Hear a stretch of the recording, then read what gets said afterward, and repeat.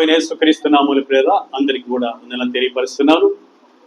దేవుని యొక్క కృప ఆశీర్వాదాలు మనకును మన కుటుంబాలకు అని దయచేయను గాక. ఆమె ఈరోజు వర్తమానంలోకి వెళ్దాం. దయచేసి మనమందరం కూడా కొన్ని విషయాల్లో నేనైతే చాలా బాగా పాడగలను, నేనైతే ఈ వంట చక్కగా చేయగలను, నేనైతే ఇది సాధించగలను, నేనైతే ఇది ఏ రీతికైనా చక్కపరచగలను అంటూ మాట్లాడుతూ ఉంటాం. కానీ దైవ సంబంధం విషయాలలో నేనైతే అని మాట్లాడలేం. నేను గానైతే సూపర్గా చేద్దును, నేను గానైతే సూపర్గా రాద్దును, నేను గానైతే మంచి మార్కులు సాధిద్దును అని అంటూ చాలా చక్కగా మాట్లాడుతూ ఉంటారు. కానీ ఆత్మ సంబంధంగా నేనైతే అని మాట్లాడలేరు. కానీ పరిశుద్ధ గ్రంథంలో చూసినట్లయితే ముగ్గురు భక్తులు వారు ఎలా మాట్లాడుతున్నారంటే నేనైతే నేనైతే నేనైతే అంటూ వారు మాట్లాడుతున్నారు. కనుక ఆ ముగ్గురిని బట్టి మనము కూడా నేనైతే అంటూ లోక సంబంధంగా మాట్లాడకుండా నేనైతే అంటూ ఆ ముగ్గురు ఆ దైవజనుల్లాగా లేదా ఆత్మ సంబంధమైన సేవకుల్లాగా లేదా ఆత్మ సంబంధమైన బిడ్డల్లాగా మనం మాట్లాడాలని ప్రభు పేట మనం చేస్తున్నాం. దయచేసి ఈ సమయంలో మొట్టమొదటి మనం చూసినప్పుడు మనం గమనిద్దాం. మొట్టమొదటి మనం గమనించినప్పుడు దయచేసి దావీదు రాజు ఇలా అంటున్నాడు. ఏమని అంటున్నాడంటే కీర్తన గ్రంథం 5వ అధ్యాయము 7వ వాక్యాన్ని మనం చదువుకుందాం. కీర్తనలు 5వ అధ్యాయము 7వ వాక్యం. నేనైతే నీ కృపాతిశయమును బట్టి నీ మందిరములో ప్రవేశించదను, నీ ఎడల భయభక్తులు కలిగి నీ పరిశుద్ధ ఆలయము దిక్కు చూచి నమస్కరించదను. హల్లెలూయా. ఆయన అంటున్నాడు నేనైతే వాడిని కొట్టేద్దును, నేనైతే మర్డర్ చేద్దును, నేనైతే అంత సులభంగా వదిలిపెట్టను అని అనడం లేదు. కానీ అంటున్నాడు నేనైతే కృపాతిశయమును బట్టి, అయా నీ కృపాతిశయమును బట్టి నీ మందిరములో ప్రవేశించదును. హల్లెలూయా. దేవుడు కృపాతిశయమై ఉన్నాడు. దేవుడు కృప చూపించడానికి ఐశ్వర్యవంతుడై ఉన్నాడు. కృప చూపించగల దేవుడని గుర్తెరిగిన దావీదు గారు అంటున్నాడు. ఏమంటున్నాడు తెలుసా?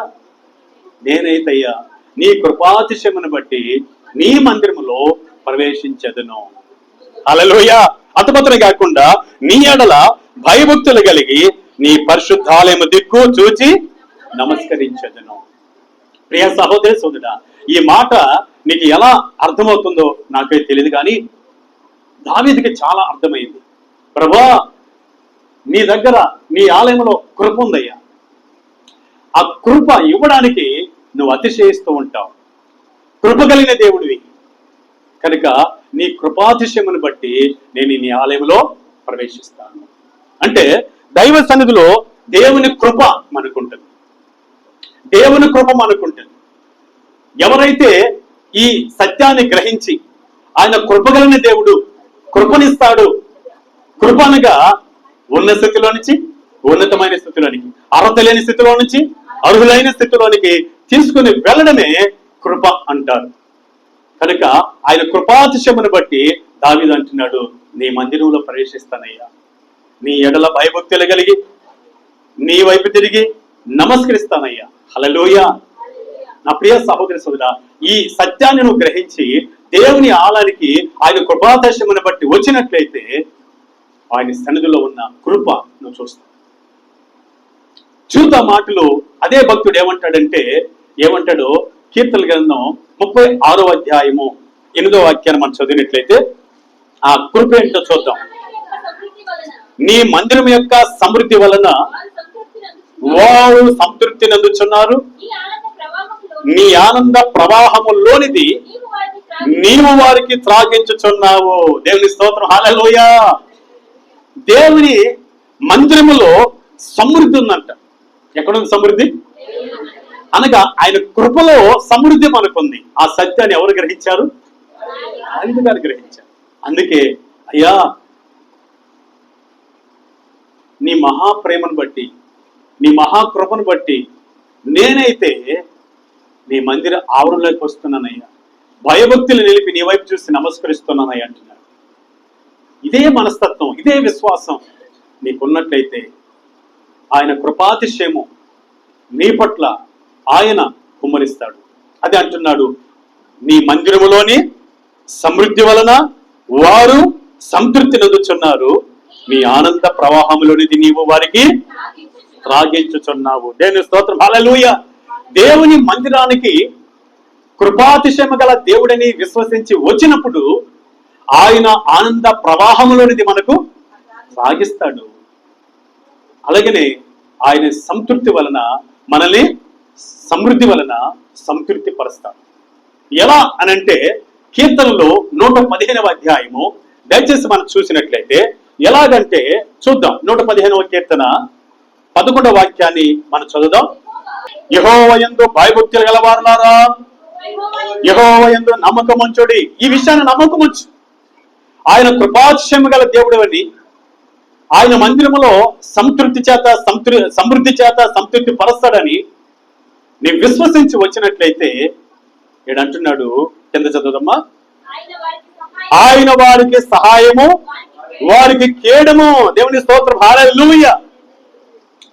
అందుకే దావీదు రాజు అంటాడు, నేనైతే నీ కృపాతిశయమును బట్టి నీ మందిరములో ప్రవేశిస్తున్నాను. అంటే నీవు నాకు సహాయం చేస్తావు, నీవు నాకు కేడముగా ఉంటావు, నీ మందిరములోని సమృద్ధి చేత సంతృప్తి పరుస్తావు, నీ ఆనంద ప్రవాహంలోనిది నాకు త్రాగిస్తావు. ఆనందం ప్రపంచంలో ఎక్కడ లేదు, ఎక్కడా లేదు, ఏ సూపర్ మార్కెట్ లేదు. ఆనందం కానీ సంతోషం కానీ ఎక్కడుందంటే దైవ సన్నిధిలో ఉంది. ఎక్కడుంది ఆనందం సంతోషం? ఎక్కడుంది చెప్పాలి, అందరూ చెప్పండి. కీర్తన గ్రంథం 16వ అధ్యాయం మనం చూసినట్లయితే ఇక్కడ రాయబడి ఉంది అద్భుతమైన మాట. 16వ అధ్యాయము దయచేసి 11వ వచనం చూస్తే ఏముందో చూద్దాం. జీవ మార్గమును నీవు నాకు తెలియజేసేదవు, నీ సన్నిధిని సంపూర్ణ సంతోషము కలదు. హల్లెలూయా. నీ కుడి చేతిలో నిత్య సుఖములు కలవు. అదే కృపాతిశయము కలిగిన దేవుడు మనకిస్తాడు. ఎక్కడున్నవి ఇవన్నీ? ఆయన మందిరములో, ఆయన సన్నిధిలో ఉన్నాయి. ఏమున్నాయి అనంటే జీవ మార్గమును తెలియపరచుకునే కృప మనకు దొరుకుతుంది. అంత మాత్రమే కాదు, ఆయన సన్నిధిలో ఉన్న సంతోషం దొరుకుతుంది. అంత మాత్రమే కాదు, ఆయన కుడి చేతిలో ఉన్న నిత్య సుఖములు మనకు కలవు. అంత మాత్రమే కాదు, ఇంకా చూస్తే 115వ కీర్తన 13వ వాక్యాన్ని మనం చదివినట్లయితే అద్భుతమైన మాట ఉంటుంది. అక్కడ చదవడానికి ప్రయత్నం చేద్దాం. పిన్నెలనేమి పెద్దలనేమి తన యందు భయభక్తులు గల వారిని యెహోవా ఆశీర్వదించును. హల్లెలూయా. దావీదు ఇలా అంటున్నాడు, అయ్యా నేనైతే నీ కృపాతిశయమును బట్టి మీ మందిరములో ప్రవేశిస్తున్నాను, భయభక్తులు కలిగి నీ వైపు తిరిగి నమస్కరిస్తున్నాను. ఎప్పుడైతే ఈ విశ్వాసం కలిగి కృపాతిశయము కలిగిన దేవుడని విశ్వసించి ఆయన మందిరములోనికి నువ్వు వస్తావో, నేనైతే వెళతాను అంటూ వస్తావో, నువ్వు పొందవలసిన మేలులు, సమృద్ధి, సమాధానము, సంతోషము పొందడమే కాకుండా నిత్య సుఖములు పొందడం, ప్లస్ మనము మన పిల్లలు దీవించబడతాం. అటు విశ్వాసం ఎవరికి ఉంది? అందుకే ఆయన అంటాడు, నేనైతే నీ కృపాతిశయమును బట్టి నీ మందిరములో ప్రవేశించేదను. నంబర్ 1 చూస్తాం. నంబర్ 2 చూద్దాం. నేనైతే అన్న భక్తుని గురించి మనం విన్నాం. ఇప్పుడు మళ్ళీ మరొక మాటను ఆయనే మాట్లాడుతున్నాడు. కీర్తన గ్రంథం 13వ అధ్యాయం 5వ వాక్యాన్ని మనం చదువుకుందాం. నేనైతే నీ కృపయందు నమ్మిక ఉంచి ఉన్నాను. హల్లెలూయా. నేనైతే నీ కృపయందు నమ్మిక ఉంచి ఉన్నాను. నీ రక్షణ విషయమై నా హృదయము హర్షించుచున్నది. దేవునికి స్తోత్రం కలుగును గాక. హల్లెలూయా, హల్లెలూయా. నేనైతే నీ కృపయందు నమ్మిక ఉంచి ఉన్నాను. చాలా మంది చెప్తుంటారు కదా, బ్రదర్ మీ ఎందుకు నమ్మకం పెట్టుకున్నాను బ్రదర్, నేనైతే సిస్టర్ నీ మీద నమ్మకం పెట్టుకున్నాను సిస్టర్ అంటూ చెప్తూ ఉంటాను. కానీ దావీదు అలా చెప్పలే. ఏమంటున్నాడు ఆయన? దావీదు గారు ఏమంటున్నాడు తెలుసా? ఓ మనుషుడా, నీ మీద నేను నమ్మకం పెట్టుకోవట్లే, నీ మీద ఆధారపడలే అంటూ దావీదు ఏమంటాడు తెలుసా? అద్భుతమైన మాట. నేనైతే నీ కృప యందు నమ్మకం ఇచ్చి ఉన్నాను. ఎవరి యందు నమ్మకం ఉంచాలండి? ఆయనే కృప, ఆయనే సర్వస్వం, ఆయనే సమృద్ధి. దావీదు అంటాడు, నీ యందు, నీ కృప యందు నేను నమ్మకం ఉంచు. ఉందా నీకు నమ్మకం? ఉందా? సహోదరి సోదరా, దేవుడు కృప యందు నమ్మకం నీకుందా? నువ్వు చెప్పాలి పక్కవారితో, మీరు ఎవరినైనా నమ్ముకోండి, నేనైతే నా దేవుని యందు, నా దేవుని కృప యందు నమ్మిక ఉంచి ఉన్నాను అని ఎప్పుడు పలుకుతావో ఆ కృపను నువ్వు చూస్తావు. హల్లెలూయా. నా సహోదరి సోదరా, నేనైతే అబద్ధం ఆడను, నేనైతే బొంకను, నేనైతే ఆ పని చేయను, నేనైతే అలా చూడను అని నువ్వు ఎందుకు మాట్లాడలేవు? అలా ఎప్పుడు మాట్లాడతావో నీ జీవితం, మన జీవితం ఒక వెలుగుమయంగా మన ప్రభువు చేస్తాడు. హల్లెలూయా. ఏమంటున్నాడు ఆయన? నేనైతే నీ కృప యందు నమ్మిక ఉంచాడు.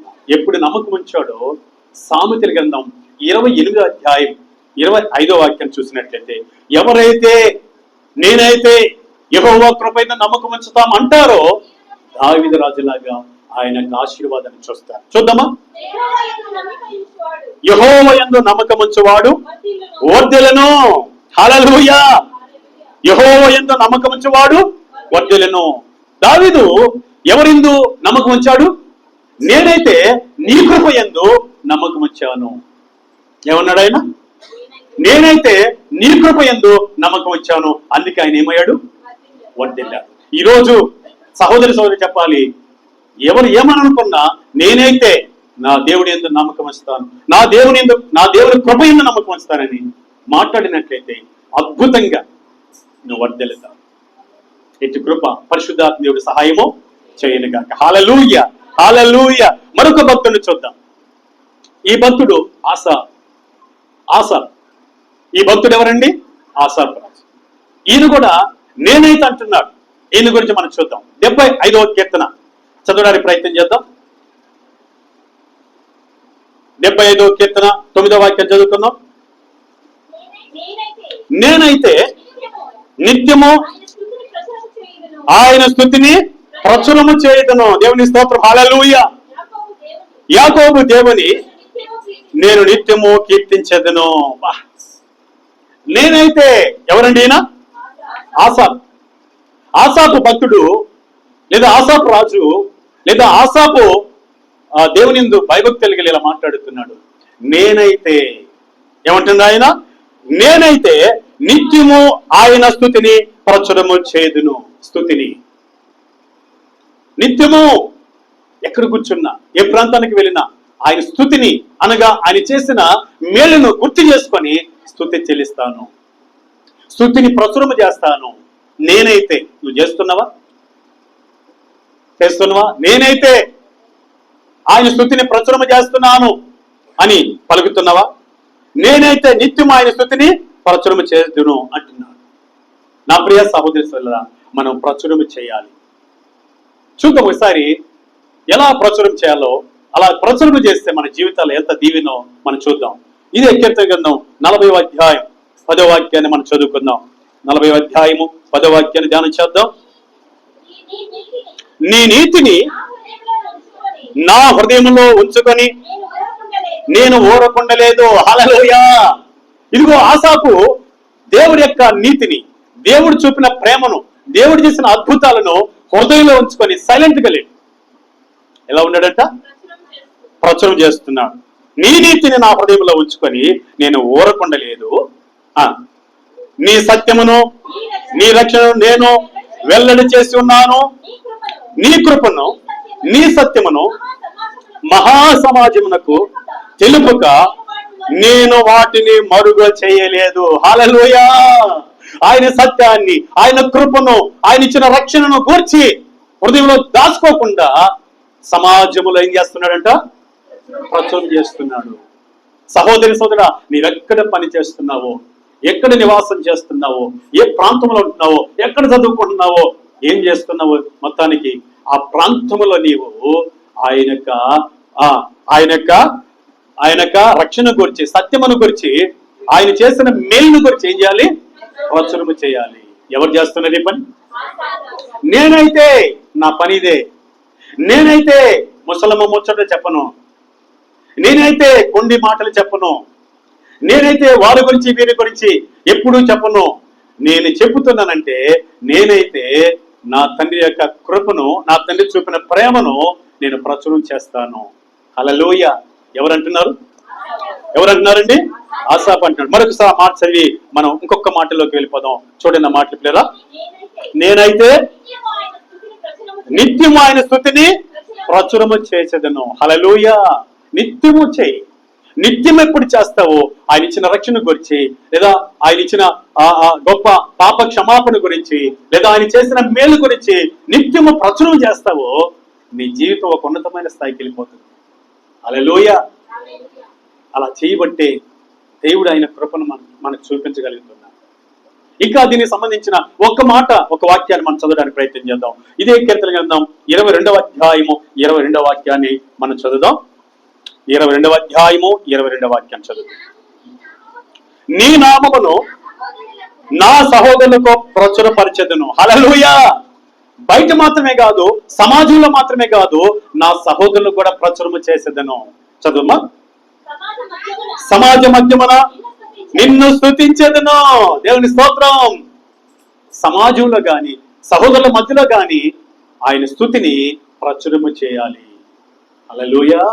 ఆయన చేసిన మేలు గురించి, రక్షణ గురించి ప్రచురము చేయాలి. ఆనాడు గొర్రెలు కాపరులు అర్ధరాత్రి వేళ దూతొచ్చి వాళ్ళకి ప్రకటన చేసిన తర్వాత ఆ రాత్రికి రాత్రే వెళ్ళి ఆ రక్షణ గురించి ప్రచురము చేశారు. హల్లెలూయా. ఈరోజు నువ్వు అలా చేస్తున్నావా? ఆశాపట్టినాడు. నేనైతే ఆయన స్తుతిని గురించి ప్రచురము చేసేదను. ఇకపోతే మరొక భక్తుని గురించి కూడా మనం చూద్దాం. మరొక భక్తుడు ఏమంటున్నాడు? ఎన్నో పాయింట్ ఇప్పటికి 3 పాయింట్లు అయినాయి, 3 విషయాలు అయినాయి. ఇప్పుడు 4వ పాయింట్లకు మనం వద్దాం. దయచేసి చదవడానికి ప్రయత్నం చేద్దాం. మొదటి రాజుల గ్రంథం 18వ అధ్యాయము 24వ వాక్యాన్ని మనం చదువుతాం. మొదటి రాజుల గ్రంథం 18వ అధ్యాయము 24వ వాక్యం చదువుతాం. తరువాత మీరు మీ దేవత పేరును బట్టి ప్రార్థన చేయుడి. నేనైతే యెహోవా నామమును బట్టి ప్రార్థన చేయుదును. దేవుని స్తోత్రం. హల్లెలూయా. ఇక్కడ బయలుదేవత యొక్క ప్రవక్తలు ఉన్నారు. కర్మేల పర్వతం మీద ఒక యుద్ధము జరగబోతుంది, ఆత్మీయ యుద్ధము. వాళ్ళు ఇంచుమించు 450 మంది బయలు ప్రవక్తలుగా ఉన్నారు. ఈయన ఒక్కడే ఒక్కడు ఏలియా గారు అంటున్నాడు, మీరైతే మీ దేవతను బట్టి ప్రార్థన చేసుకోండి, నేనైతే యెహోవా నామమును బట్టి ప్రార్థన చేయుదును. హల్లెలూయా. ఇదిగో ఒక వ్యాధి వచ్చినా, బాధ వచ్చినా, ఆత్మీయ యుద్ధం వచ్చినా, చాలా మంది కొన్ని సలహాలు చెప్తుంటారు. ఇదిగోమ్మా చికెన్ బాక్స్ వచ్చింది కదా, దానికి చెప్పాలి, యాపాకు పోయాలి, తర్వాత పశువులు చల్లాలి, ఇవన్నీ చెప్తుంటారు. అప్పుడు ఏం చేయాలి తెలుసా? నేనైతే ఆ పని చేయను, నేనైతే నా దేవునికి ప్రార్థన చేస్తాను. హల్లెలూయా. వాళ్ళు చెప్తుంటారు దిష్టికి దీపం అంటారు, వాళ్ళు చెప్తుంటారు చేతికి కాలికి తాయితీ కట్టమంటారు. నేనేం చెప్పాలి? నేనైతే ఆ పని చేయను, నేనైతే నా దేవునికి ప్రార్థన చేస్తాను. హల్లెలూయా. ఏం చేయాలి మనం? చెప్పాలి. ఇలాంటి బలహీనమైన సాధన ఆలోచనలు మన వాళ్ళు కానీ, మన బంధువులు కానీ, మన స్నేహితులు కానీ మనకిచ్చినప్పుడు మనం ఏం చెప్పాలి? యెహోవా నామమున, యేసయ్య నామమునైనా ప్రార్థన చేస్తాను, నా దేవుడు నన్ను స్వస్థపరుస్తాడు, నా బిడ్డలను స్వస్థపరుస్తాడు, నాకు విజయం ఇస్తాడు, నాకు మేలు చేస్తాడని నేనైతే ప్రార్థన చేస్తాను అనాల. అలా కాకుండా ఎదుటి వారిచ్చే సలహా తీసుకొని నీవు వాళ్ళ ఆలోచనల ప్రకారం లేదా ఆచారాల ప్రకారం నడిచినట్లయితే నువ్వు ఫెయిల్ అయిపోతావు. ఇదిగో ఒకే ఒక్కడు ఒక పక్షాన ఉన్నాడు. ఎవరినైనా కర్మేలు పర్వతం మీద ఒక ఎద్దును కట్ చేసి మొక్కలు చేసి ఓ కందకం తయారు చేసి కందకం మీద పెట్టి బలిపేట మీద పెట్టి ఆ బలిపేట చుట్టూరు కందకం లోడి, కందకం అనగా కాలువ, చుట్టూరు కాలువ లోడి ఒక గుంటలోని చుట్టూరు నీళ్లు నిలిపి ఆ గుంటలో పశు మాంసాన్ని తడిపి, ఇదిగో నిజంగా మీ దేవుళ్ళు లేదా మీ దేవత దేవుడైతే మీ దేవత దేవత నామంలో ప్రార్థన చేయండి. నా దేవుడు నిజమైన దేవుడై నేను నా దేవుని యెహోవా నామమున ప్రార్థన చేస్తానని ఒక్కడే నిలబడ్డాడు. హల్లెలూయా. 450 మంది ఒక పక్షాన ఉంటే ఒకే ఒకడు నువ్వు ఒక పక్షాన ఉంటే నువ్వేమైపోతే తెలుసా? అంతమంది ఒక పక్షాన ఉన్నారు, వాళ్ళదే కరెక్ట్ అని వాళ్ళ తిరిగేస్తారు. కానీ ఏలియా ఒకే పక్షాన ఉన్నాడు. ఎవరి పక్షాన? యెహోవా పక్షాన ఉన్నాడు. ఆయన ఒక్కడుంటే చాలు మన పక్షాన. హల్లెలూయా. వారిలో ఒంటరైన వాడు 1000 మందిగా మారును. హల్లెలూయా. నా సహోదరి సోదరా, ఒక్కడే నిలబడ్డాడు. ఆయన అంటున్నాడు, ఆయన ఏమంటున్నాడు తెలుసా? ఏమంటున్నాడో మరొకసారి మనం చదవడానికి ప్రయత్నం చేద్దాం. 24 వచనం. తరువాత మీరు మీ దేవత పేరుని బట్టి ప్రార్థన చేయండి, నేనైతే యెహోవా నామమున ప్రార్థన చేయదు. ఇశ్రాయేలు ప్రజలు కూడా 2 తలంపుల మధ్యలో ఉన్నారు. దేవుని ప్రజలు కూడా 2 తలంపుల మధ్యలో ఉన్నారు. ఎందుకున్నారు వారు 2 తలంపుల మధ్యలో అని అంటే, వాళ్ళ జీవితాలు ఎలా ఉన్నాయి ఒకసారి చూద్దాం. పై వచనాన్ని మనం చదువుదాం. ఒకసారి 21వ వచనం చదవండి. ఏలియా జనులందరూ దగ్గరకు వచ్చి, అనగా ఇశ్రాయేలు ప్రజలు తన దగ్గరకు రాగా, ఎన్నాళ్ళ మట్టుకు మీరు 2 తలంపుల మధ్య తడబడుచుందురు. ఎవరితో మాట్లాడుతుంది ఈ మాట? ఇశ్రాయేలు ప్రజలతో మాట్లాడుతుంది. ఇశ్రాయేలు ప్రజలతో మాట్లాడుతుంది. ఎన్నాళ్ళ మట్టుకు మీరు 2 తలంపుల మధ్య తడబడుచున్నారు. యెహోవా దేవుడైతే ఆయనను అనుసరించుడి, బయలు దేవుడైతే వారిని అనుసరించండి అంటూ ఇలా మాట్లాడుతూ ఆ తర్వాత బయలు ప్రవక్తలతో కూడా ఇలా మాట్లాడుతూ చివరికి వచ్చే లోపల ఏమన్నాడు? 24 వచ్చినప్పుడు చూస్తే ఏమన్నాడు తెలుసా? మీ దేవతన పేరుని బట్టి ప్రార్థన చేయండి, నేనైతే యెహోవా నామమున ప్రార్థన చేయను. హల్లెలూయా. క్రైస్తవుల్లో కూడా 2 తలపుల మధ్య తడబడుతూ ఉంటారు. ఇటు ప్రభువు కావాలి, ఇటు లోకం కావాలి. ఇటు ప్రభువు కావాలి, ఆచారాలు కావాలి. ఇలా ప్రభువు కావాలి, పాపం కావాలి. ఈ లోక సంబంధంగా నడుస్తూ ఉంటారు, మళ్ళీ దేవుడి యొక్క వైపు నడుస్తూ ఉంటారు. 2 తలంపుల్లో ఉండకూడదు. ఒకే తలంపు ఏలియా దైవజనుడు కలిగి ఉన్నాడు. ఏంటి ఆ తలంపు? నేనైతే యెహోవా నామమున ప్రార్థన చేసేదను. దేవుడికి స్తోత్రం కలుగుగాక. హల్లెలూయా, హల్లెలూయా. ఇలా నేనైతే ప్రార్థన చేసి ఈ స్థితికి నేను వచ్చాను అని మనం చెప్పాలి.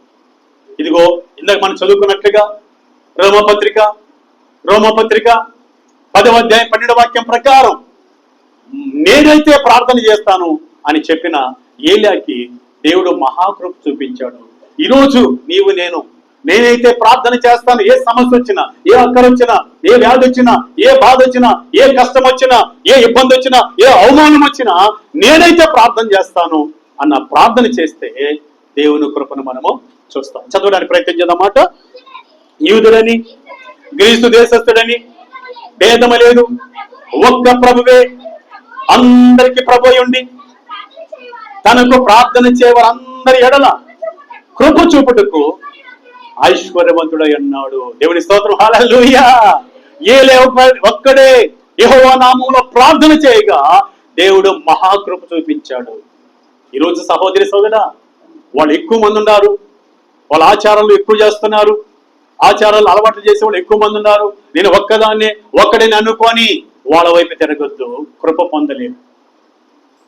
ఒక్కడే నిలబడి దేవుని కృపను ఎవరు పొందారు? ఏలియా పొందాడు. హల్లెలూయా. దైవజనుడు ఏలియా పొందాడు. దేవుడి స్తోత్రం. ఈరోజు దేవుని కృపను పొందాలంటే నేనైతే నా శ్రమల్లో, నేనైతే నా అవమానం, నా కష్టంలో, నా అవసరతల్లో నా దేవునికి ప్రార్థన చేస్తాను. నేనైతే యేసయ్య నామములో ప్రార్థన చేస్తానని గట్టి విశ్వాసంతో ఉంటే దేవుని కృప మనం పొందుతాం. అటు కృప పరిశుద్ధాత్ముడు మన సహాయమో చేయనుగాక. హల్లెలూయా. ఇప్పటికి 4 విషయాలు చూస్తాం. ఇకపోతే ఐదోదిగా మనం చూద్దాం. దయచేసి చూద్దాం. ఇది దావీదు రాజే ఈ మాట కూడా మాట్లాడుతున్నాడు. చదవడానికి మనం ప్రయత్నం చేద్దాం. చూడండి ఒకసారి కీర్తనలు 52వ అధ్యాయము 8వ వాక్యాన్ని మనం చదువుకుందాం. నేనైతే దేవుని మందిరములో పచ్చని ఒలివ చెట్టు వలె ఉన్నాను, నిత్యము దేవుని కృపయందు నమ్మిక ఉంచి ఉన్నాను. హల్లెలూయా. ఎట్నాడు దావీదు రాజు ఎలా ఉన్నాడు? దావీదు గారు ఎలా ఉన్నాడంట? నేనైతే దేవుని మందిరములో పచ్చని ఒలివ చెట్టు వలె ఉన్నా. నువ్వెలా ఉన్నావు దేవుని మందిరంలో? పచ్చని ఒలివ చెట్టు వలె ఉన్నావా? లేకపోతే ఎండిపోయే చెట్టులాగా ఉన్నావా? లేదా బలహీనపడిన చెట్టులాగున్నావా? లేదా లోక సంబంధమైన చెట్టులాగున్నావా? ఎలా ఉన్నావు? నేనైతే అని ఆత్మ సంబంధంగా ఎలాంటి మాట మాట్లాడుతున్నావా? నేను గానీ ఒప్పుకోనమ్మా, నేను గానీ ఓర్చుకోను. నువ్వు ఓర్చుకున్నావు, నేనైతే ఓర్చుకో. నేను గానైతే ఇక్కడి నుంచి పంపించను అని ఇలా మాట్లాడు. కానీ దావీదు రాజు అంటాడు, ఏమంటాడైనా? నేనైతే దేవుని మందిరములో పచ్చని ఒలివ చెట్టు వలె ఉన్నాను. హల్లెలూయా. ఒలివ చెట్టు ఎప్పుడు ఎండిపోదు, ఎప్పుడు చనిపోదు. ఒలివ చెట్టు ఎల్లవేళలా అది చిగురిస్తూనే ఉంటుంది. దానికి ముసలతనం వచ్చినా, అది చాలా లావు పెరిగినా అది ఎప్పుడు బ్రతికే ఉంటుందండి. అలాగే ఆత్మ సంబంధంగా చచ్చిన వారంగా మనం ఉండకూడదు. మనం ఎప్పుడు కూడా ఒలివ చెట్టు లాంటి ఆత్మీయ జీవితం మనం కలిగి సంఘములో ఎదుగుతూ ఉండాలి. హల్లెలూయా. అది దాని అర్థం. ఏమన్నాడైనా? నేనైతే దేవుని మందిరములో పచ్చని ఒలివ చెట్టు వలె ఉన్నాను, నిత్యము దేవుని కృపయందు నమ్మకం ఉంచున్నాను.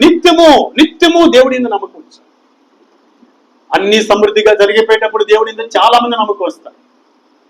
కష్టాలు, క్లిష్ట పరిస్థితులు, వ్యాధులు, బాధలు వచ్చినప్పుడు దేవుడి యందు నమ్మకము ఉంచలేదు. అన్ని సందర్భాల్లో మనం దేవుడి యందు నమ్మకము ఉంచాలి. హల్లెలూయా. అద్భుతమే కాదు, దీనికి సంబంధించిన ఒక మాట చూసినట్లయితే ఆయన అంటాడు, నేనైతే దేవుని మందిరంలో పచ్చని ఒలివ చెట్టులాగా ఉన్నాను. కానీ కొంతమంది ఉన్నారు, వాళ్ళు భక్తిహీనులు. వాళ్ళు చూడడానికి పచ్చగానే ఉంటారు, మహావంశంలా కనపడతారు. కొద్ది సమయం తర్వాత చూస్తే ఎండిపోతారు.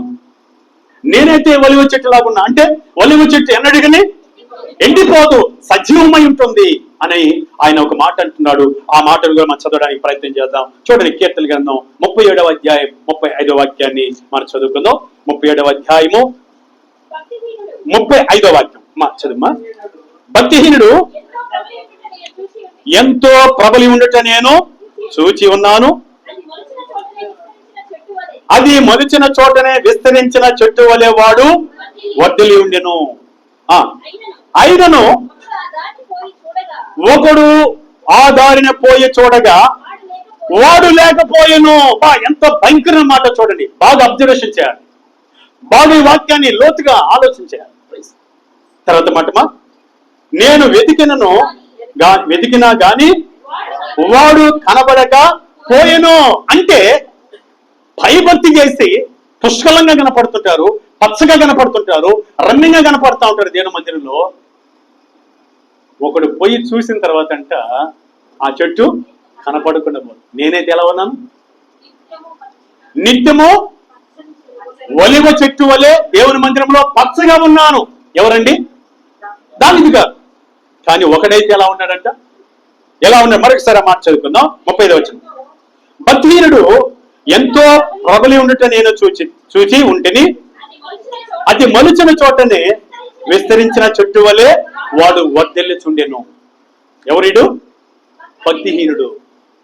భక్తిహీనుడు ఎలా ఉంటాడంటే దేవుని మందిరంలో చాలా పుష్కలంగా కనపడుతుంటాడు, రమ్యంగా కనపడుతూ ఉంటాడు, చాలా చక్కగా కనపడుతుంటాడు, బాగా డెవలప్ అయినట్టు కనపడుతుంటాడు. ఒకరోజు ఒకడు వెళ్ళి ఆ చెట్టు సాయి చూస్తానంట, అనగా భక్తిహీనుడు సాయి చూస్తానంట. రాయబడి ఉంది, అయినను ఒకడు ఆ దారిని పోయి చూడగా వాడు లేకపోయెను, నేను వెతికి గాని వాడు కనబడకపోయెను. కానీ కనబడిన రీతిలో ఉన్న ఆ చెట్టుల్లాగా, ప్రబలిన చెట్టుల్లాగా, పక్షీయుల్లాగా మనం ఉండకూడదని, దావీదులాగా ఒలీవ చెట్టులాగా నిత్యము ఆయన నమ్మకం వచ్చి ఆయన సన్నిధానంలో ప్రభు రాకడ వరకు పచ్చగా ఫలించాలన్నదే దేవుని కోరిక. హల్లెలూయా. దావీదు కోరిక. అందుకే మనతో అంటాడు, నీవు కూడా నేనైతే దేవుని మందిరంలో పచ్చని ఒలీవ చెట్టు వలె ఉన్నాను అని పలుకు అంటున్నాడు. అటు కృప పరిశుద్ధాత్మ మనకి సహాయమో చేయనుగాక. హల్లెలూయా. ఇకపోతే ఆరోదిగా మనం చూద్దాం. దేవుని స్తోత్రం కలుగునుగాక. హల్లెలూయా. ఆరోదిగా దావీదు రాజా మాట్లాడుతున్నాడు ఈ మాట కూడా కీర్తనలో 17:15. నేనైతే నీతి గలవాడినై నీ ముఖ దర్శనము చేసేదను, నేను మేలుకొన్నప్పుడు నీ స్వరూప దర్శనముతో నా ఆశను తీర్చుకొందును. అంత గొప్ప మాట అండి. ఇక్కడ భక్తుడైన దావీదు గారు అంటున్నాడు, ఏమంటున్నాడంటే, నేనైతే నీతి గలవాడినై, నేనైతే రోషము కలిగిన వాడినై ఉన్నాను, నాకేమన్నా రోషం లేదా అని అనడంలే. అన్నాడా? నేనైతే చర్చిగా మానేస్తాను అని అంటున్నాడా? చెప్పండి. నేనైతే బాగా అందరికంటే పాడుతాను అన్నాడా? అన్నా. ఏమంటున్నాడు ఆయన? నేనైతే నీతి గలవాడినై. హల్లెలూయా. ఏం బలగల మనం? ఇంత ధైర్యంగా నువ్వు చెప్పగలవా? ఆ స్థాయికి నువ్వు రావాలని ప్రభు కోరుకుంటాడు. నేనైతే నీతి గలవాడినై నీ ముఖ దర్శనము చేసి, ముఖ దర్శనం, దేవుని ముఖ దర్శనం చూడాలనుకుంటే, దేవుని ముఖకాంతిని చూడాలంటే మనలో ఏముండాలి? నీతి ఉండాలి. అందుకే ఆయన అంటాడు, నేను నీతి గలవాడినై, నేనైతే నీతి గలవాడినై. ఈ మాట పలుకుతున్నావా? మనం ఏం పలుకుతాం తెలుసా? నేను చచ్చినా వస్తానా? ఇక మీద నేను చచ్చినా వస్తానా? నేను చచ్చినా నీ ఇంటికి రాను, నేను ఒప్పుకోను. ఇలాంటి ప్రగల్భాలు పలుకుతాం. ఆత్మ సంబంధంగా నేనైతే నీతి గలవాడని ఉన్నాను అని చెప్పగలవా? నేనైతే నీతి కలిగి దేవుని దర్శనం చూస్తున్నాను, దేవుని ముఖాన్ని చూస్తున్నాను, దేవుని స్వరాన్ని వింటున్నాను అని చెప్పగలుగుతున్నావా? ఇదిగో దావీదు ఏమంటున్నాడు ఆ మాటలు మనం చదవడానికి ప్రయత్నించాం మరొకసారి. నేనైతే నీతి గలవాడినై నీ ముఖ దర్శనము చేసేదను. దేవుని స్తోత్రం కలుగునుగాక. హల్లెలూయా. దైవ సన్నిధికి వచ్చే నీవు నీతి వస్త్రములు, పరిశుద్ధ అలంకరణములు ధరించుకొని రావాలంట. ఒకసారి చూద్దాం మాటలు. 96వ కీర్తన 9వ వాక్యాన్ని మనం చదువుకుందాం. 96వ కీర్తన 9వ వాక్యం. పరిశుద్ధ అలంకారములు ధరించుకొని యెహోవాకు నమస్కారము చేయుడి, సర్వజనులారా ఆయన సన్నిధిని వణికుడి. ఎలా రావాలి? ప్రభు సన్నిధికి ఎలా రావాలి? పరిశుద్ధ అలంకరములు ధరించుకోవాలి, శారీరక అలంకరములు కాదు. ఒకనొక దైవజనుడు తన సంఘంలో ఇలా మాట్లాడుతూ ఉంటాడంట. అప్పుడప్పుడు మా సంఘంలో దెయ్యాలు వచ్చి ఉన్నాయి అంటాడంట. అంటే ఏం తెలుసా? తలగ పోసుకొని తల చక్కగా జడేసుకోకుండా పైన బయట కొంగేసుకోకుండా ఎర్రబోసుకొని వస్తున్నాయంట. అందుకే ఆ దైవజనుడు అన్నాడు, ఏమన్నాడు తెలుసా? మా సంఘంలో కొన్ని దెయ్యాలు వచ్చి ఉన్నాయన్న. దేవుని స్తోత్రం. హల్లెలూయా. దెయ్యాలు వచ్చి ఉన్నాయంట. ఏ అలంకరణతో రావాలి? దైవ సన్నిధికి రాయబడి ఉంది, పరిశుద్ధ అలంకారములు ధరించుకొని యెహోవాకు నమస్కారం చేయండి, సర్వభూజనులారా ఆయన సన్నిధిని వణుకుడి. ఎలా ఉండాలి ఆయన సన్నిధిలో? వణుకాలి. ఎలా రావాలి? అలంకరణతో, పరిశుద్ధ అలంకరణతో రావాలి. ఇలా వచ్చి నువ్వు దేవుని కనపరుస్తున్నావంటే నీవు నీతిమంతుడవై ఉన్నావు, నీతిమంతురాలై ఉన్నావు. హల్లెలూయా. అందుకే దావీదు ఏమన్నాడు? నేనైతే నీతి గలవాడనై నీ ముఖ దర్శనము చేసేదను. దేవుని స్తోత్రం. హల్లెలూయా. దేవుని ముఖ దర్శనం చూడాలంటే నీతి నీలో ఉండాలి, నీతి మనలో ఉండాలి. నీతి లేకుండా దేవుని ముఖ దర్శనం, దేవుని స్వరము, దేవుని దర్శనం మనం చూడలేము. అందుకే ఆయన చూడాలనుకుంటే అద్భుతమైన మాట ఉంది, చదవడానికి ప్రయత్నం చేద్దాం. కీర్తన గ్రంథం 11వ అధ్యాయం 7వ వాక్యం చదువుకుందాం. కీర్తనలు 11వ అధ్యాయం. యెహోవా నీతిమంతుడు, ఆయన నీతిని ప్రేమించువాడు యథార్థవంతులు ఆయన ముఖ దర్శనము చేసేదరు. హల్లెలూయా. ఎవరంటే ఆయన ముఖ దర్శనం చేసేది? యథార్థవంతులు ప్లస్ దావీదు గారు చెప్పినట్లుగా నీతిమంతులు. అలాగే పరిశుద్ధ అలంకరణ ధరించుకున్న వారు. యేసయ్య ముఖ దర్శనాన్ని చూడాలనుకుంటే, ప్రభు ముఖ దర్శనాన్ని చూడాలనుకుంటే, నిన్ను కలిగి చేసిన దేవుడి యొక్క ముఖ దర్శనాన్ని చూడాలనుకుంటే, దావీదు రాజు పలికినట్లుగా నేను నీతి గలవాడనై యెహోవా ముఖ దర్శనాన్ని చూస్తున్నాను. యథార్థత కలిగి ఉంటే ఆయన ముఖ దర్శనాన్ని చూస్తాం అని కీర్తనలో 11:8 లాస్ట్ వచనంలో మనం చూస్తున్నాం. కీర్తనలో 11:7 లాస్ట్ వచనం. యథార్థవంతులు ఆయన ముఖ దర్శనము చేసేందురు. దేవుని స్తోత్రం. హల్లెలూయా. ఇదిగో రేపుడు రాక కాలంలో కూడా, ప్రభు రాకడి కాలంలో కూడా నువ్వు నీతి కలిగి ఉంటేనే ప్రభు ప్రత్యక్షమైనప్పుడు ఆయన ముఖ దర్శనాన్ని చూడగలవు. దావీదు అంటున్నాడు, నేను నీతి గలవాడినై యెహోవా ముఖ దర్శనాన్ని చూసేదను. సహోదరి సోదరా, రేపు ప్రభు రాకడలో ఆయన ముఖ దర్శనాన్ని చూడాలంటే నేనేం కలిగి ఉండాలి? నీతి కలిగి ఉండాలి. ఒకసారి ఆ మాట కూడా చదవడానికి ప్రయత్నం చేద్దాం. మొదటి యోహాను రాసిన పత్రిక 3వ అధ్యాయం. మొదటి యోహాను రాసిన పత్రిక 3వ అధ్యాయము 2వ వాక్యాన్ని మనం చదువుదాం.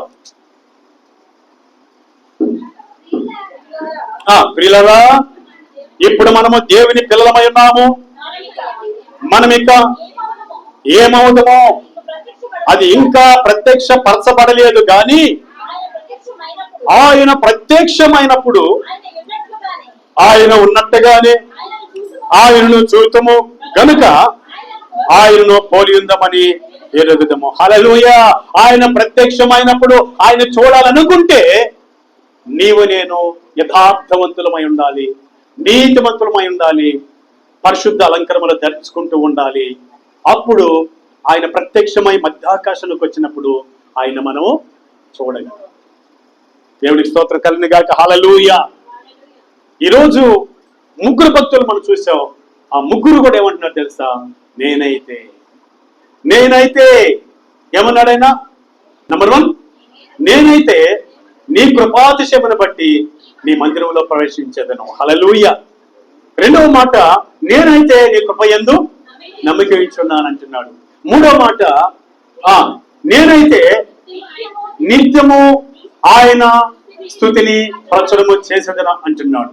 నాలుగవ మాట, నేనైతే యెహోవా నామమున ప్రార్థన చేసేదనని ఏలియా భక్తుడు అంటున్నాడు. అలాగే దావీదు అంటున్నాడు, నేనైతే దేవుని మందిరములో ఒలివ చెట్టు వలె పచ్చగా ఉన్నాను అంటున్నాడు. దేవుని స్తోత్రం. హల్లెలూయా. ఇక చివరికి 6వదిగా మనం చూసినప్పుడు దావీదు భక్తుడు అంటాడు, నేనైతే నీతి గలవాడనై నీ ముఖ దర్శనము చేసేదను. హల్లెలూయా. ఈ ప్రకారం ఈ భక్తులు పలికినట్టుగా ఆత్మ సంబంధన రోషము కలిగి, ఆత్మ సంబంధన రోషము కలిగి నేనైతే అంటూ దేవుళ్ళు ఎదగదాం, దేవుళ్ళు ఫలిద్దాం. ప్రభు ఏ క్షణంలో వచ్చిన ఆ మహాకృప పరలోక ఆశీర్వాదం చూద్దాం. ఈ భూలోకంలో నేనైతే అంటూ పలికి ఆత్మ సంబంధంగా ఎదిగిన నీవు దేవుడిచ్చే కృపాక్షేమములు, సమృద్ధి, సమాధానం, సంతోషం దేవుడిచ్చి అనేకులకి దీవెనకరంగా మనల్ని మార్చి బలపరిచి దీవించునుగాక. ఆమేన్. God bless you. హల్లెలూయా. అందరికి వందనాలు ప్రియులారా. దేవుడు మిమ్మల్ని దీవించునుగాక. ఆమేన్. ప్రార్థన చేసుకుందాం. ప్రార్థన. మహాపరిశుద్ధుడా, దయగల మా తండ్రి, నీకు వందనాలయ్యా. నీ మహాప్రేమను బట్టి, నీ దయను బట్టి నాయన, ఇదిగో మే మాసములో మొదటి ప్రభువును తీసుకొచ్చి మీ మహాప్రేమను మా పక్షాన కుమ్మరిస్తూ మాతో మాట్లాడిన ప్రతి లేఖన భాగాన్ని బట్టి స్తోత్రాలయ్యా. నీ భక్తులు దావీదు గారు, నీ భక్తులు ఆసాబు గారు, నీ భక్తులు ఏలే గారు నేనైతే అంటూ వారి ఆత్మ సంబంధమైన విశ్వాసాన్ని కనపరుస్తూ వారి ప్రార్థనా జీవితం కలిగి నమ్మకం ఉంచి మీ సన్నిధిలో ఉన్న కృపను చూస్తూ వారి జీవితాలు ధన్యకరంగా, దీవెనకరంగా, ఈరోజు మా అందరికి మాదిరికరంగా, లోకానికి మేలుకరంగా మార్చిన దేవానికి వందనాలు తండ్రి, స్తోత్రాలయ్యా. ఆ ప్రకారం మేమును, మా సంఘమును, మీరు మాకిచ్చిన సంఘమును నేనైతే అంటూ ఆత్మ సంబంధంగా రోషం కలిగి ఫలించాలని, నీ రాకడలో ఎత్తబడాలని, నీ ముఖదర్శనం చూడాలని మా మేలు కోరి, నా మేలు కోరి, మా అందరి మేలు కోరి మాట్లాడి మమ్మల్ని అందరినీ బలపరిచినందుకు మిమ్మల్ని స్తుతిస్తూ మహింపరుస్తూ వాక్యం విన్న ప్రతి బిడ్డని దీవించమని యేసు నామములో స్తుతించి ప్రార్థన చేసి వేడుకొని పొందుకొనుచున్నాము తండ్రి. ఆమేన్.